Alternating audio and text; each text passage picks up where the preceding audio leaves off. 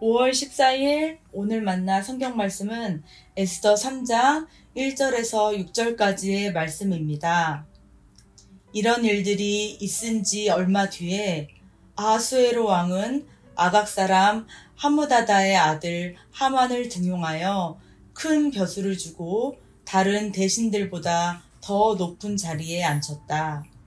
대궐 문에서 근무하는 신하들은 하만이 드나들 때마다 모두 꿇어 엎드려 절을 하였다. 하만을 그렇게 대우하라는 왕의 명령이 있었기 때문이다. 그러나 모르드게는 무릎을 꿇지도 않고 절을 하지도 않았다. 모르드게가 그렇게 하니 대궐 문에서 근무하는 왕의 신하들이 모르드게를 나무랐다. 어찌하여 왕의 명령을 지키지 않소? 그들이 날마다 모르드게를 타일렀으나 모르드게는 그들의 말을 듣지 않았다. 마침내 그들은 하만에게 이런 사실을 알렸다. 그들은 모르드게가 스스로 유다 사람이라고 말한 적이 있으므로 그의 그런 행동이 언제까지 용납될 수 있는지 두고 볼 셈이었다. 하만은 모르드게가 정말로 자기에게 무릎을 꿇지도 않고 자기에게 절도 하지 않는 것을 보고 화가 잔뜩 치밀어 올랐다. 더욱이 모르드게가 어느 민족인지를 알고서는 하만은 모르드게 한 사람을 죽이는 것은 너무 가볍다고 생각하였다. 하만은 아하수에로가 다스리는 온 나라에서 모르드게와 같은 결례인 유다 사람들을 모두 없앨 방법을 찾았다. 아멘. 오늘 만나주시는 하나님을 기대합니다. 본문은 페르시아 제국 제4대 왕 아하수에로의 치세를 배경으로 합니다. 아하수에로 왕은 아각 사람 함므다다의 아들 하만이라는 사람을 높여 모든 대신들 위에 두었습니다. 오늘날의 국무총리쯤 되었을 겁니다. 아각이라는 단어는 아말렉 족속의 왕을 가리키는 호칭입니다. 그러니까 하만은 아말렉의 왕족이었을 겁니다. 그는 왕의 전폭적인 신임을 받았습니다. 모든 신하들로 하여금 그에게 엎드려 경배하라는 명령을 왕이 내릴 정도였습니다.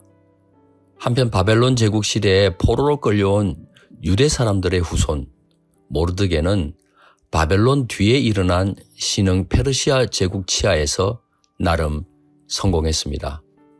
본문 앞 2장 19절을 보면 모르드게는 대궐에서 일을 맡아보고 있었다고 나옵니다. 개역개정본에 의하면 대궐 문에 앉았다고 했습니다. 그러니까 모르드게는 대궐 문 출입과 연관된 행정관리였다고 추정합니다. 모르드게가 관직을 수행하는 동안 왕을 시해하려는 어떤 시도를 알아차린 적이 있습니다.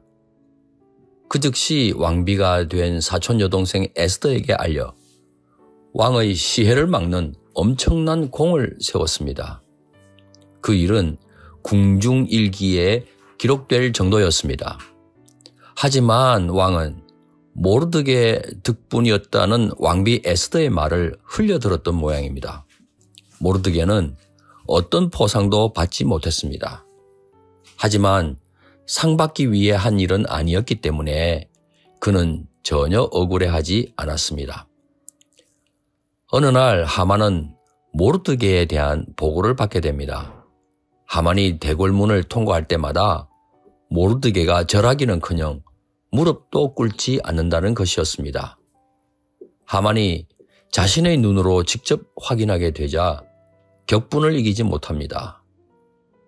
분노는 합리화 과정을 밟는 것은 물론 그 세력을 확장해가는 경향이 있습니다.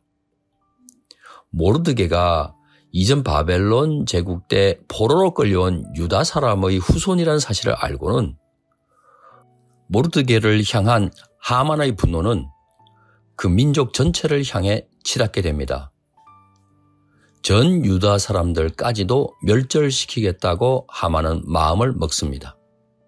그리고 악한 계획을 세웠습니다. 과연 악이라고 하는 세력은 우리 주변을 맴돌면서 우리를 삼키려 합니다.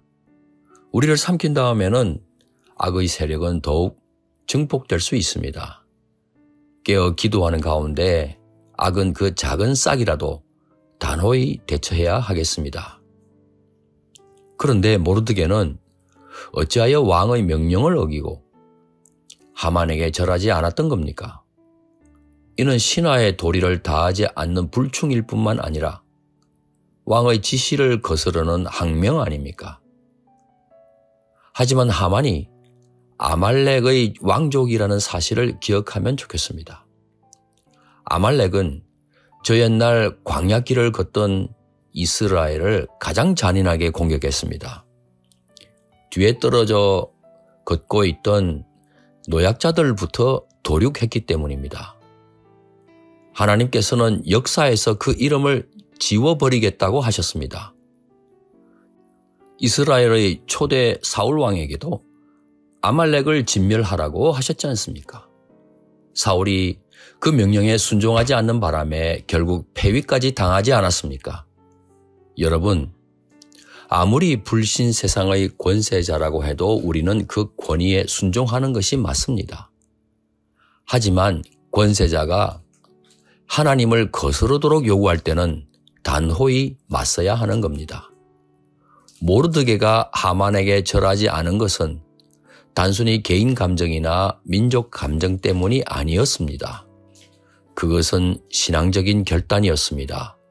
진멸 대상에게 머리 숙여 경배할 이유가 없었던 겁니다.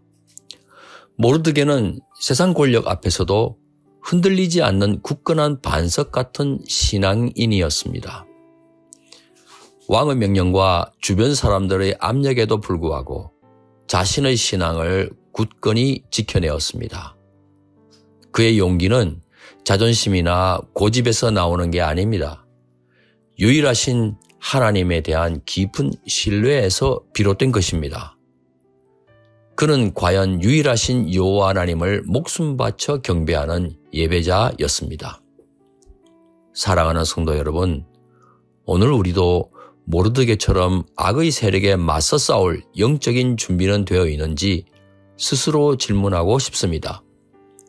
세상 권력 앞에서도 하나님을 향한 변함없는 믿음과 용기를 갖고 신앙 여정을 걸어갈 때 어떤 환난과 곤경 속에서도 하나님의 보호하심과 인도하심을 경험하게 될 것입니다. 오늘 하루도 믿음으로 승리하는 삶을 살아가시는 높은 뜻 성도님 되시길 축원합니다. 기도하시겠습니다. 사랑의 하나님, 오늘 말씀을 통해 귀한 교훈을 주셔서 감사드립니다. 모르드게의 믿음과 용기를 본받아 어떤 어려움 앞에서도 흔들리지 않고 주님만을 의지하며 살아가게 하옵소서. 귀하신 예수 그리스도의 이름으로 기도드립니다. 아멘. 이제 두 가지 제목으로 함께 기도하겠습니다.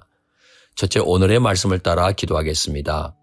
악의 세력이 우리를 삼키려 할 때 깨어 기도하며 주님의 능력으로 맞서 싸울 수 있도록 힘과 지혜를 더하여 주시옵소서.